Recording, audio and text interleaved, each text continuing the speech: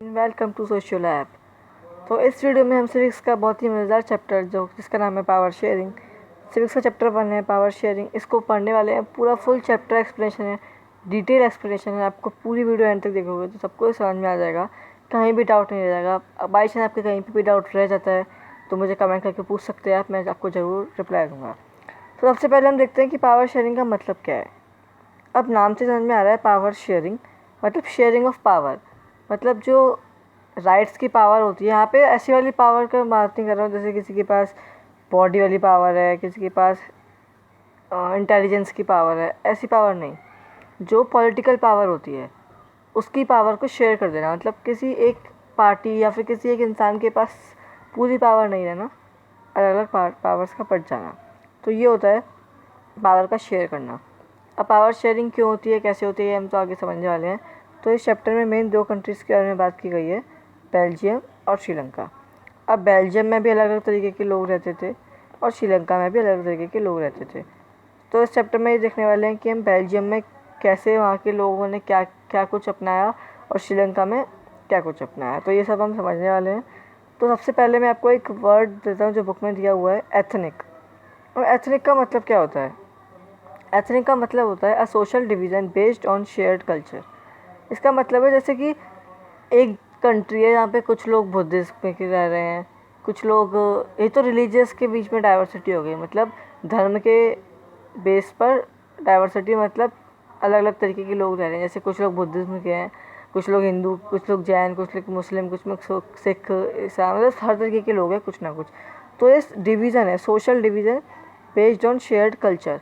अब या फिर अब ये लैंग्वेज के हिसाब से भी हो सकता है। जैसे कुछ लोग मान लो इंग्लिश बोलते हैं, कुछ लोग हिंदी बोलते हैं, कुछ लोग तमिल बोलते हैं। ऐसे इंडिया में अलग अलग स्टेट्स में अलग अलग भाषा बोली जाती हैं। तो ये होता है एथनिक कंपोजिशन। तो अब हम देखने वाले हैं कि जो बेल्जियम है उसका एथनिक कंपोजिशन क्या था, मतलब बेल्जियम में कैसे लोग रह रहे थे, वहाँ पे क्या क्या किया गया था। सबसे पहले हम ये देखने वाले हैं। तो देखो, जो बेल्जियम में लोग थे वो अलग तीन तरीके के में ब्रॉडली डिवाइडेड थे। 59% लोग डच बोलते थे, 40% लोग फ्रेंच बोलते थे और 1% अलग लोग जर्मन बोलते थे। ये आपको याद रखना है, ये पेपर में आता है, ज़रूर आता है, MCQ पे तो ज़रूर ही आ सकता है कि 59% लोग थे वो डच लैंग्वेज बोलते थे और नेदरलैंड वाले मतलब फ्लेमिश रीजन में रहते थे। बोलते क्या थे? डच, और रहते थे यहाँ पे फ्लेमिश रीजन। और जो फ्रेंच बोलते थे वो लोग रहते थे वेलोनिया रीजन में। और अलग तो जर्मनी बोलते थे, जर्मन बोलते थे तो जर्मनी में ही रहेंगे, तो सीधी सी बात है। तो ये थी पूरे बेल्जियम की बात। अब जो ब्रसल्स है ये क्या है? कैपिटल है। ब्रसल्स कैपिटल ऑफ बेल्जियम है। तो यहाँ पे क्या था, जो डच स्पीकिंग कम्युनिटी मेजोरिटी में थी बेल्जियम में, वही डच स्पीकिंग कम्युनिटी माइनॉरिटी में थी ब्रसल्स में। ब्रसल्स की कैपिटल ऑफ बेल्जियम। यहाँ पे फ्रेंच मेजोरिटी में थी और डच माइनॉरिटी में थी, मतलब कंट्री और इसमें उल्टा उल्टा था। तो यहाँ पे एक टेंशन का मुद्दा था, reasons for tension. French was rich.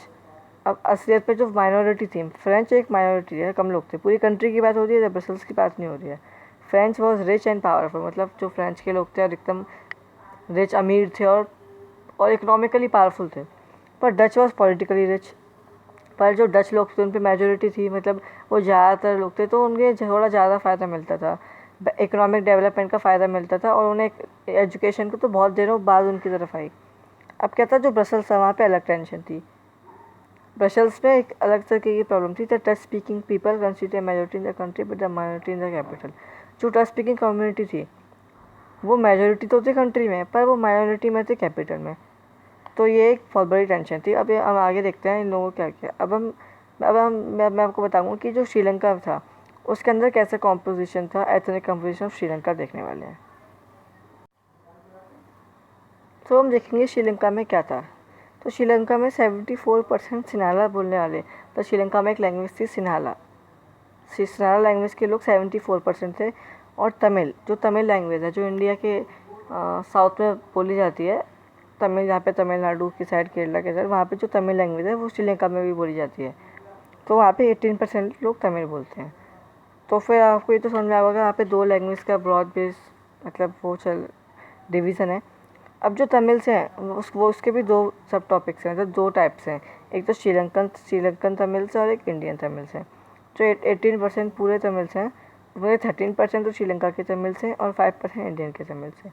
अब बात ये आती है कि इंडियन तमिल्स और श्रीलंकन तमिल्स कौन है।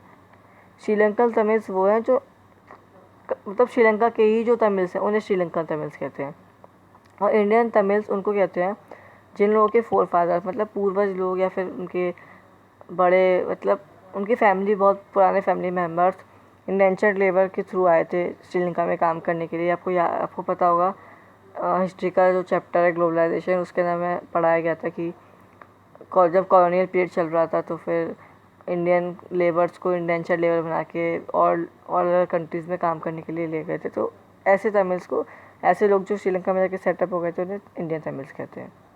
अब लैंग्वेज के बेसिस पर तो हो गया। अब रिलीजियस डाइवर्सिटी कैसी थी, ज़्यादातर लोग थे वो बुद्धिज्म, मतलब जो सिन्हाला स्पीकिंग पीपल थे, ये सिन्हाला स्पीकिंग पीपल है, याद होगा, सिन्हाला स्पीकिंग पीपल बुद्धिज्म को मानते थे। और जो हिंदू मुस्लिम हैं, जो तमिल लोग थे वो ज़्यादातर हिंदू मुस्लिम, तमिल लोग हिंदू मुस्लिम दोनों में डिवाइडेड थे। और 7% क्रिश्चियंस थे जो तमिल्स के भी थे और सिन्हाला स्पीकिंग दोनों के थे। अब इससे पता चल रहा है कि इसके अंदर जो हमने बात करी है, तो जो श्रीलंका है उसके अंदर मेजोरिटारियनिज्म आ गया था, थोड़ा अजीब सा वर्ड है, मेजोरिटारियनिज्म आ गया था। तो हम ये समझने वाला है कि ये क्या होता है मेजोरिटारियन। ठीक है, अब बात करते हैं श्रीलंका में जो मेजोरिटी की पावर, मतलब मेजोरिटी समझ में आ रहा है, जो मेजोरिटी में उन्हें पावर दे दी गई थी। मेजोरिटारियन श्रीलंका मतलब Sri Lanka got independence in 1948। Sri Lanka को इंडिपेंडेंस मिलती है 1948 में, श्रीलंका आज़ाद हो जाती है। 1947 में इंडिया हुई थी, 1 साल बाद ही श्रीलंका हो गई थी independence. Sought to secure dominance over government due to its majority. अब जो सिन्हाला स्पीकिंग कम्युनिटी थी, उन्होंने गवर्नमेंट के ऊपर प्रेशर बनाया कि हम मेजोरिटी में है तो हमें मतलब गवर्नमेंट में डोमिनेंस मिलनी चाहिए, ऐसा उन्हें लगता था। तो अब मैं बताता हूँ मेजोरिटारियनिज्म होता क्या है। तो मेजोरिटारियन मतलब एक बिलीफ है, a believe that the majority community should be able to rule a country in whichever way it wants by distributing the needs of the minority. मतलब इसका मतलब क्या है कि जो मेजोरिटी में है, जो लोग मेजोरिटी में हैं, वो अपनी कंट्री है उसको अपने हिसाब से चला सकते हैं, जो उनका मन करे उस हिसाब से चला सकते हैं, और उससे उन्हें कोई फ़र्क नहीं पड़ता जो माइनॉरिटी में है उनको क्या, उनके लिए कुछ अच्छा कर रहे हैं या बुरा हो रहा है, उनको कोई फ़र्क नहीं पड़ता, उन्हें जिस तरह से चलाना है तो चला सकते हैं। अब जो सिन्हाला सुप्रीमेसी रखी गई थी श्रीलंका में, वो कैसे रखी गई थी। तो 1956 में क्या होता है, 1956 एन एक्ट वॉज पास, एक एक्ट पास होता है जिसमें सिन्हाला, जो सिन्हाला लैंग्वेज है उसे मान लिया जाता है ओनली ऑफिशियल लैंग्वेज। तो सिन्हाला के सिर्फ एक ही ऑफिशियल लैंग्वेज मान लिया जाता है, सिन्हाला को एक ऑफिशियल लैंग्वेज का दर्जा दे दिया जाता है और तमिल लैंग्वेज को डिसरिगार्ड कर दिया जाता है। The government follow preferential policies favour Sinhala. अब गवर्नमेंट क्या करती है, सिन्हाला स्पीकर्स को, जो सिन्हाला बोलते हैं, उन्हें government, university positions, government jobs, इनमें थोड़ा फ़ायदा देती है कि मतलब गवर्नमेंट जॉब्स में जो सिन्हाला बोलते हैं उनको थोड़ा ऊपर देती है। तो जैसे 2 लोग आए, एक सीट खाली है, एक तमिल स्पीकर आया, एक सिन्हाला स्पीकर आया, तो सिन्हाला स्पीकर को वो जॉब दे देंगे, भले ही तमिल स्पीकर से अच्छा क्यों ना हो, मतलब उसको डिज़र्व कोई भी करता हो। अब तीसरा पॉइंट आता है new constitution protect and promote Buddhism. अब ये अच्छा पॉइंट है, एक नया कॉन्स्टिट्यूशन बनाया, मतलब एक कॉन्स्टिट्यूशन में नया अमेंडमेंट लाया होगा, चेंज लाया गया कि जो स्टेट है, मतलब जो श्रीलंका के अलग अलग स्टेट्स हैं, शैल प्रोटेक्ट एंड प्रमोट बुद्धिज्म, कि उन्हें बुद्धिज्म को प्रमोट करना है, क्योंकि सिन्हाला भी बुद्धिज्म को प्रमोट करते थे, उन्होंने भी बुद्धिज्म को प्रमोट करना है। तो इससे अब क्या हुआ, अब ये सब सिन्हाला ने कर तो दिया बहुत कुछ, पर इससे इसका इम्पैक्ट क्या रहा। अब देखो, हिस्ट्री से कुछ भी होता है तो उसका इम्पैक्ट ज़्यादा इंपॉर्टेंट होता है। All the government measures in increase the feeling of alienation. तो इससे क्या हुआ, जो तमिल स्पीकर्स थे वो दुखी हो गए, मतलब उनके अंदर सिन्हाला स्पीकर्स के लिए थोड़ी क्रूर भावना आ गई, मतलब वो उन्हें पसंद नहीं करने लगे। तमिल स्पीकर भाई दुखी क्यों नहीं होंगे, उनके लिए उन्होंने सब कुछ इतना ख़राब कर दिया, उनको बिल्कुल भी असिस्टेंस नहीं दी गई, सब कुछ सिन्हाला स्पीकर्स को दे दिया, तो फिर अच्छा नहीं लगा। They felt the Buddhist Sinhala were not sensitive to the language. उन्हें लगता था जो बुद्धिस्ट सिन्हाला स्पीकर्स हैं उन्हें तमिल लोगों की कुछ पड़ी नहीं है, मतलब इनकी कुछ पड़ी नहीं है, उन्हें जो करना है करें। और जो गवर्नमेंट है, अभी गवर्नमेंट भी सिन्हाला स्पीकर का ही साथ दे रही थी कि गवर्नमेंट भी इक्वल पॉलिटिकल राइट्स नहीं देना चाह रही है, सिन्हाला को सब कुछ देना चाह रही है। Discriminated against them in getting jobs. अब मैंने आपको बता दिया कि जॉब्स के जॉब्स के अंदर डिस्क्रिमिनेशन फेस करना पड़ रहा है। तो ये सब था as a result the relation between Sneha Deepika was strained over time. अब इससे क्या हुआ, जो स्नेहा और तमिल लोग थे उनके बीच का जो रिलेशन था वो बहुत ही ज़्यादा ख़राब हो गया, मतलब बहुत ही ज़्यादा ख़राब हो गया, उनके बीच कॉन्फ्लिक्ट्स होने लगे। तो ये सब चल रहा था, बहुत ख़राब स्थिति हो रही थी उधर। तो अब क्या हुआ, अब तमिल ये थोड़ी है कि वो दुखी है बैठे रहेंगे, कुछ करेंगे नहीं अपने लिए। तो तमिल्स का रिएक्शन क्या था, the Sri Lanka Tamil launch parties and struggles for the recognition of Tamil as an official language for regional autonomy. अब तमिल्स ने क्या किया, श्रीलंका तमिल्स ने क्या किया, उन्होंने अलग अलग अपने पार्टीज़ बनाई, स्ट्रगल्स किए कि तमिल को ऑफिशियल लैंग्वेज का दर्जा चाहिए, कि तमिल ही ऑफिशियल लैंग्वेज होनी चाहिए, ये सब। By 1987 political form demanding independent nation. अब क्या हुआ 1980s में, ये बहुत इंपॉर्टेंट टॉपिक है, इस टॉपिक को आपको ध्यान से देखना होगा। 1980s में बहुत सारी पॉलिटिकल ऑर्गेनाइजेशन जो तमिल के द्वारा बनाई गई थी, उनने ऐसा कर दिया कि जो तमिल है उनको एक अलग इंडिपेंडेंट स्टेट चाहिए, वहाँ पे तमिल लोग रहेंगे, उन्हें अलग ही इंडिपेंडेंट स्टेट चाहिए। और north east part of Sri Lanka, मतलब श्रीलंका के नॉर्थन ईस्ट नॉर्थन पार्ट में, जहाँ पे थोड़ा इंडिया से कनेक्टेड होता है उस जगह। अब इससे क्या हुआ, अब ये तो मानेंगे नहीं, अब ऐसे नारा स्पीकर थोड़ी मान जाएंगे इतने, तो इससे उनके बीच में सिविल वॉर कॉन्फ्लिक्ट हुआ। तो उससे civil war as called the terrible setback to social culture economic life. अब सिविल वॉर होगी तो ये तो है नहीं कि ऐसे ही बस ऐसे ही लड़ाई होगी थोड़ी बहुत। सिविल वॉर मतलब बहुत खर्चा हुआ, इकोनॉमिकली, पॉलिटिकली, कल्चरली, सबको बहुत ही, सोशली सबको बहुत ही नुकसान का सामना करना पड़ा। तो आपने ये समझा कि श्रीलंका में जो कुछ भी हुआ वो सब बिल्कुल भी अच्छा नहीं हुआ, सब बहुत ख़राब हुआ। अब देखते हैं बेल्जियम में क्या स्थिति थी, मतलब जो बेल्जियम था वहाँ पे क्या हुआ था।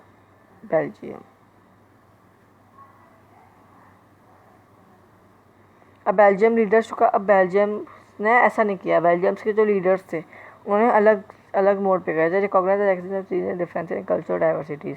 उन्होंने लगा कि जो रीजनल डिफरेंसेज हैं, अलग तरीके के लोग रह रहे हैं, कल्चरल डाइवर्सिटीज़ हैं, उन्होंने ध्यान से देखा, ऑब्जर्व किया, और उन्होंने एकोमोडेशन ऑफ बेल्जियम, मतलब इन मेजॉरिटी को अपनाने के बजाय सबको इक्वल वोट राइट्स दिए, और गवर्नमेंट के अंदर भी सब इक्वली सब कुछ किया। अब जो 1970 और 1993 थे, अमेंडेड देयर कॉन्स्टिट्यूशन 4 टाइम्स। ये इंपॉर्टेंट पॉइंट है, 1970 से 1993 Belgium amended there constitution 4 times. Amended मतलब उन्होंने चेंज किया कॉन्स्टिट्यूशन में। ये क्यों कर रहे थे 4 बार, क्योंकि उन्हें कुछ ऐसा चीज़ ढूंढना था जिससे कंट्री के अंदर लोग अपने आप को एलिनेशन फील ना कर सके, सब लोग एक साथ रह चुके, मिल चुके, कंट्री की तरह रहें। अब क्या हुआ, अभी अमेंडमेंट में क्या क्या हुआ था मैं आपको बताता हूँ। Constitution prescribes that the number of Dutch and French speaking minister shall be equal in the central government. अब ये बहुत अच्छी चीज़ करी उस टाइम के बेल्जियम, मतलब उस टाइम पर भी बेल्जियम ने बहुत अच्छा सोचा। फर्स्ट पॉइंट क्या है, constitution prescribes number of Dutch. अब जैसे number of Dutch and French, अब जो सेंट्रल गवर्नमेंट है उसमें ये नहीं कि डच पॉपुलेशन ज़्यादा है तो डच को ज़्यादा वो दे दिया, ऐसा नहीं होगा। डच और फ्रेंच दोनों में इक्वल, जैसे 10 लोग डच के हैं तो 10 ही लोग फ्रेंच के होंगे सेंट्रल गवर्नमेंट में, ऐसा। मतलब कोई भी एक कम्युनिटी अकेले डिसीजन नहीं ले सकती, दोनों को मिलजुल कर डिसीजन लेना पड़ेगा। तो पावर यूनिलेटरली डिस्ट्रीब्यूट नहीं की थी, दोनों के पास पावर थी। ये आपको पॉइंट अच्छे से याद रखना पड़ेगा। सेकेंड पॉइंट क्या था, many power of the central government have been given in the state government of the 2 region of country. अब इससे क्या हुआ, यहाँ पे स्टेट गवर्नमेंट भी फॉर्म हो गई। ये सेंट्रल गवर्नमेंट तो पावर थी, स्टेट गवर्नमेंट भी फॉर्म हो गई, और स्टेट गवर्नमेंट सेंट्रल गवर्नमेंट के सबऑर्डिनेट नहीं थी। मतलब ये नहीं कि स्टेट गवर्नमेंट को सेंट्रल गवर्नमेंट के हिसाब से चलना पड़ता है, ऐसा कुछ नहीं, वो अपने हिसाब से फैसला ले सकती थी। ब्रसल्स है separate government with both the communities. अब जो ब्रसल्स था, थर्ड पॉइंट ब्रसल्स। अब ब्रसल्स क्या था, कमेंट करके ज़रूर बताना ब्रसल्स क्या है ये चीज़, आप सही से पढ़ रहे हो तो फिर। ब्रसल्स मतलब, अब ब्रसल्स के अंदर सेपरेट गवर्नमेंट बनाई गई, मतलब सेपरेट गवर्नमेंट, ब्रसल्स की अलग गवर्नमेंट थी। Have equal both the community equal represent. इसमें भी क्या हुआ, दोनों अलग अलग कम्युनिटीज़ को इक्वल रिप्रेजेंटेशन दी, जैसा पूरी कंट्री में हुआ था। The French speaking people accepted. अब आपके दिमाग में याद होगा कि फ्रेंच पीपल, तो ज़्यादातर फ्रेंच स्पीकिंग पीपल क्या कहते हैं, ब्रसल्स में वहाँ पे थे मेजोरिटी में, तो उनको ये बात माननी पड़ी गवर्नमेंट की कि सबको इक्वली रहना है। क्योंकि जब पूरी कंट्री में ऐसी बात हुई थी कि डच को हम मेलोडी नहीं देंगे, तब डच ने भी वहाँ पे कॉपरेट किया था, तो इधर भी इन लोगों को कॉपरेट करना पड़ता था, तो इसलिए वहाँ पे कोई भी कॉन्फ्लिक्ट नहीं हुआ। अपार्ट फ्रॉम सेंट्रल के जरिए थर्ड काइंड ऑफ गवर्नमेंट। अब सेंट्रल गवर्नमेंट और स्टेट गवर्नमेंट ये तो थी, थर्ड टाइप की गवर्नमेंट और बनाई, वो थी कम्युनिटी गवर्नमेंट। और ये बात ध्यान से बना कि कम्युनिटी गवर्नमेंट क्या थी, क्या है बात है। Community government is a government formed by people belonging to a language community, whether it is Dutch, French, German, no matter where they live, requires power regarding culture। अब इसमें क्या था, कम्युनिटी गवर्नमेंट मतलब कम्युनिटी के लोग आपस में governments बनाते हैं, नहीं कि अब इससे आप बहुत लोगों को लग रहा हो कि सबकी अलग अलग कम्युनिटी की गवर्नमेंट बनाते हैं, तो इससे तो डिस्क्रिमिनेशन हो गया, आप डाइवर्सिटी को अलग अलग पावर्स दे रहे हो। इससे ये हुआ कि जो अलग अलग तरीके के लोग थे उनकी गवर्नमेंट उनकी प्रॉब्लम्स को गवर्नमेंट तक अच्छे से बता सकती थी, मतलब जो उनकी कम्युनिटी गवर्नमेंट थी वो स्टेट और सेंट्रल गवर्नमेंट को अच्छे से बात कर सकती थी अपनी कम्युनिटी के लोगों की प्रॉब्लम्स के बारे में, तो ये बहुत ही अच्छा सोचा। अब पर ये जो बेल्जियन मॉडल है, पर जो बेल्जियन का मॉडल था ना वो बहुत कॉम्प्लिकेटेड था, पर this arrangement have work well so far. पर भले ही ये कॉम्प्लिकेटेड था, पर इनसे जो रिजल्ट थे वो बहुत ही अच्छे आ रहे थे, कोई कॉन्फ्लिक्ट नहीं था, जैसे श्रीलंका में आपने देखा। They have to avoid civic strife between the two major communities and the possible divisions of country linguistic lines. When many countries of Europe came together to form the European Union, Brussels was chosen at its headquarters। अब इससे क्या हुआ, अब ये बहुत ही important topic है और ये आपको मतलब ये भी ऐसे चैप्टर्स के हिसाब से नहीं, आपको बाहर से बहुत ही अच्छी एक फीलिंग देगा कि ये सब क्यों अच्छा था। इससे क्या हुआ, जो सिविक स्ट्राइफ मतलब जो सिविल लोग थे उनके बीच फाइट ना हो, उससे सिविक स्ट्राइफ के लिए प्रिवेंशन हुआ, मतलब लड़ाई वड़ाई नहीं हुई।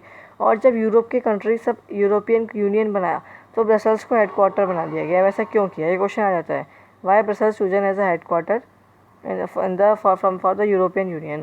क्योंकि जो ब्रसल्स में उन लोगों ने अरेंजमेंट देखा वो कितना अच्छा था, ब्रसल्स का अरेंजमेंट वो बहुत अच्छा था, तो उसको हेडक्वार्टर बना दिया कि हमें ऐसा हर जगह ऐसा ही होना चाहिए, तो उसको हेडक्वार्टर बना दिया।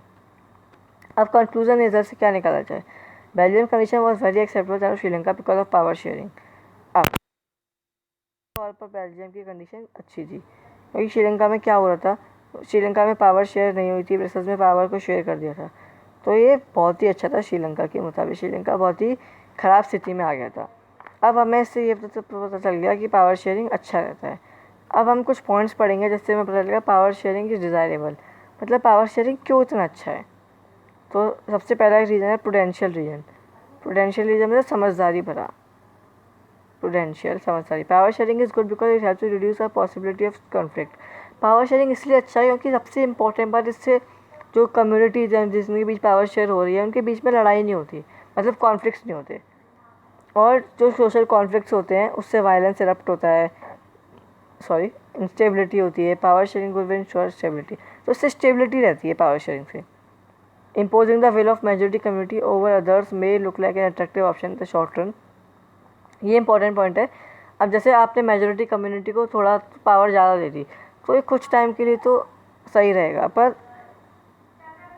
अगर आप, और जो टायरनी ऑफ द मेजॉरिटी होती है, मतलब जो अत्याचार मेजॉरिटी करती है वो कहीं हद तक तो माइनॉरिटी के लिए अच्छा नहीं रहता है, लेकिन कहीं हद तक वो मेजॉरिटी को भी बिगाड़ देता है। तो it is prudential to share power, it is prudential to share power because it reduces the possibility of social conflict। अब मैं लिख नहीं रहा हूँ, आपको सुनते जाना है, आपको बस समझना है, आपको आंसर फ्रेमिंग खुद करनी है अपने वर्डिंग में। SST ऐसा सब्जेक्ट है, अगर आप अपने वर्ड्स में भी आंसर लिखोगे ना, उसका जो मतलब सही आ रहा है, तो आपको कोई भी टीचर हो नंबर काट ही नहीं सकता, ये लिख के ले लो, मतलब आपका मीनिंग सही होना चाहिए। तो बस थोड़ा ये मोटिवेशन टाइप हो गया, पर मैं आपको पूरा चैप्टर समझा रहा हूँ। इसी बात पे वीडियो को लाइक कर देना, चैनल में सब्सक्राइब कर देना। तो चलो आगे बढ़ते हैं। अब सेकंड रीज़न होता है जो मोरल रीज़न। अब मोरल से आपको सबको पता होगा मोरल का मतलब क्या होता है। मोरल का मतलब होता है भावना, ठीक है, भावना। अब power sharing is spirit of democracy, ये बहुत ही अच्छी लाइन है। पावर शेयरिंग है वो डेमोक्रेसी की एक स्पिरिट है, मतलब एक भावना है democracy. Power sharing is a widespread democratic rules involve sharing power with those affected by its exercise। अब जो डेमोक्रेटिक रूल है उसमें पावर शेयरिंग जरूर होनी चाहिए, क्योंकि अगर सिर्फ मेजॉरिटी को एक्सेस पावर दे देंगे तो उसका गलत इस्तेमाल उठा सकती है। अब और जो हर इंसान है उन सब पे राइट होना चाहिए जो जिस तरह से वो गवर्नमेंट उन पे गवर्न कर रही है, सबका उन पे राइट होना चाहिए कंसल्ट करने का। A legitimate government is one where citizens और population acquire stake in system. अब एक लेजिटिमेट गवर्नमेंट वो होती है जहाँ के लोग पार्टिसिपेशन के थ्रू सिस्टम में, while potential region stress it power sharing will bring out better outcomes. लेकिन आपको ये तो पता चला है मोरल रीज़न क्या है, मतलब आपको अलग ही समझ में आ रहा है कि अगर पावर शेयरिंग होगा तो बिल्कुल भी कॉन्फ्लिक्ट्स नहीं होंगे, ये डेमोक्रेसी की स्पिरिट है। तो ये सब अब बात से आती है, चलो हमने पावर शेयरिंग कर लिया, समझ के पावर शेयरिंग करना ज़रूरी है, पावर शेयरिंग नहीं करेंगे तो श्रीलंका का जैसा हाल होगा। अब बात आती है forms of power sharing. Forms of power sharing मैं शॉर्ट में लिख रहा हूँ कि इतनी जगह नहीं है मेरे बोर्ड पर, आपको समझ लेना है। Power sharing an idea associated with it, all power of a government must decide in one group और पर्सन। अब पहले क्या होता था, ये पास्ट की बात है, अभी की बात है, पावर शेयरिंग की पहले की बात है। सारी पावर जो होती थी government he, power of government resides in one hand, मतलब किसी एक इंसान के पास है। इंसान मतलब किसी एक गवर्नमेंट के, सेंट्रल गवर्नमेंट है तो सारी पावर उसी के पास है, जो मन कर रही है उसका वो। अब उसे नीचे जो स्टेट है, जो लोकल लोग हैं, उनको परेशानी हो रही है नहीं हो रही है, उनको कोई फ़र्क नहीं पड़ता। तब सबको नहीं कह रहा मैं, कुछ गवर्नमेंट अच्छी भी होती है, लेकिन सिर्फ एक के हाथ में पावर होती है तो फिर कहीं ना कहीं गलत इस्तेमाल हो ही जाता है। अब जो आज की बात है, मतलब आज की मतलब पावर शेयरिंग के बाद की बात, people are source of all political power. अब पीपल, अब जो इंसान है उन्हीं के पास पूरी पॉलिटिकल पावर का सोर्स है, मतलब वो वोट देंगे तभी किसी को पॉलिटिकल पावर मिलेगी। Everyone has a voice in the shaping of public policy, political party should be distributed. अब इससे क्या हुआ, हर एक इंसान के पास अपनी खुद की आवाज़ है पब्लिक पार्टी को, पब्लिक पॉलिसी को बदल शेप करने की, मतलब उसको अपने हिसाब से बताने की, क्योंकि सबके पास इक्वल वोटिंग राइट्स हैं। Political power should be distributed, इससे समझ में आता है कि पॉलिटिकल पावर करेक्ट मतलब डिस्ट्रीब्यूट होनी चाहिए। In modern democracy power sharing arrangements can take many forms. अब जो अभी की मॉडर्न डेमोक्रेसी है, जो अभी चल रही है इंडिया में, उसमें क्या है, पावर शेयरिंग के कुछ अलग अलग टाइप्स हैं। पहला, ये क्वेश्चन में ये पेपर में मतलब एग्जाम में आ जाता है, in modern democracy how is power sharing arrangements can take many forms, मतलब या फिर what are the many forms in the power sharing arrangements. तो आपको पॉइंट्स में आंसर लिख देना है। Power is shared among different organ. अब पावर जो डिफरेंट ऑर्गन में डिस्ट्रीब्यूट होती है, सबसे पहले आता है हॉरिजॉन्टल डिस्ट्रीब्यूशन।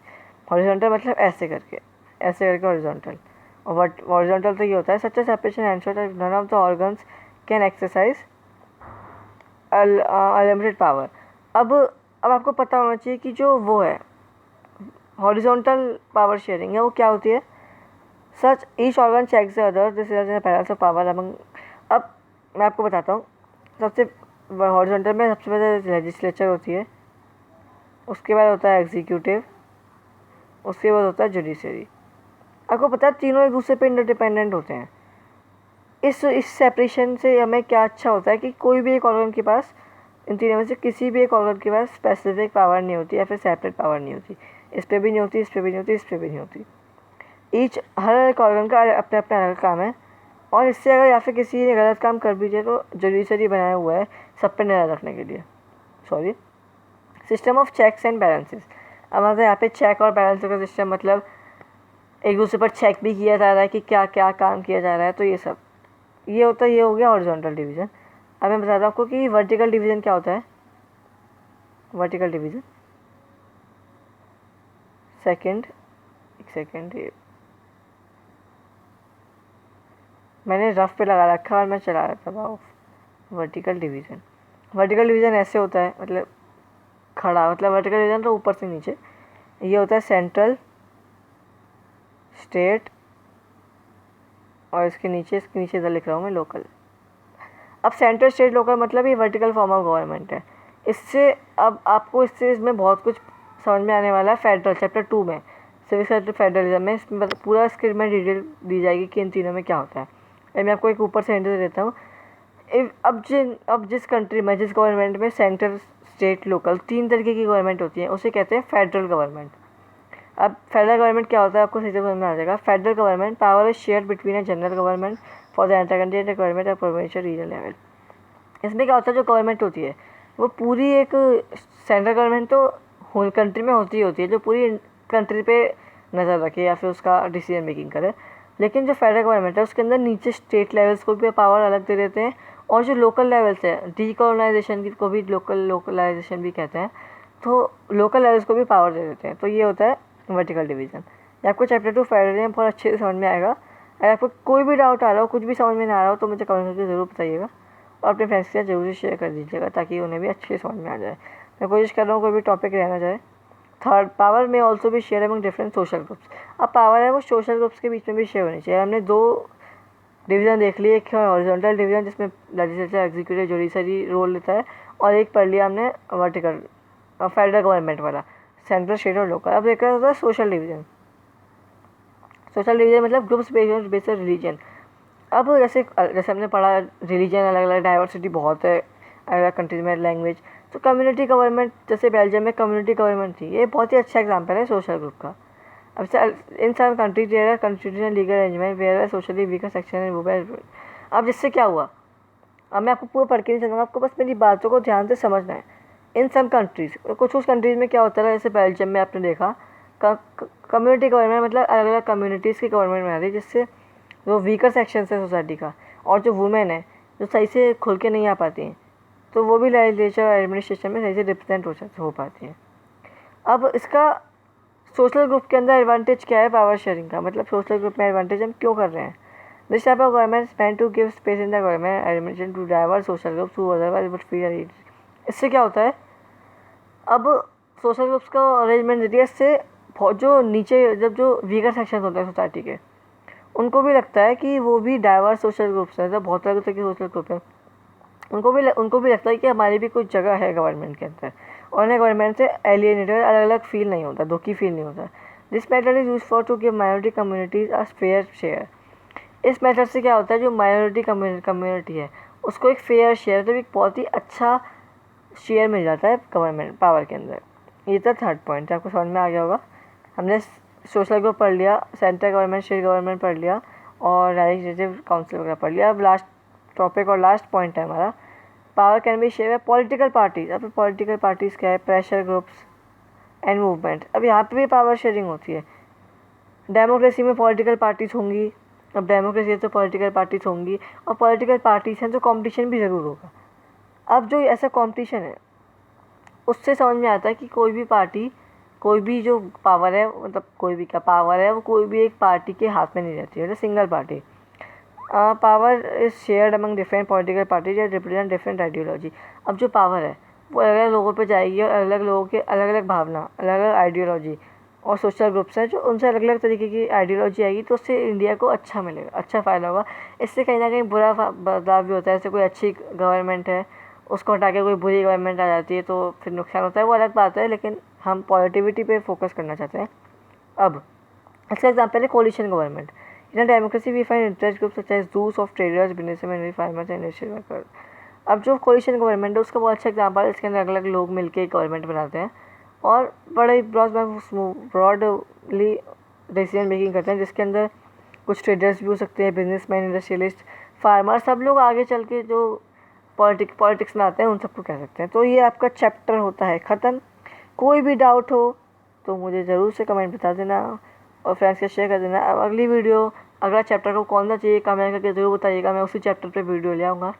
तो मिलते हैं अगली वीडियो में, bye bye, tata, stay tuned.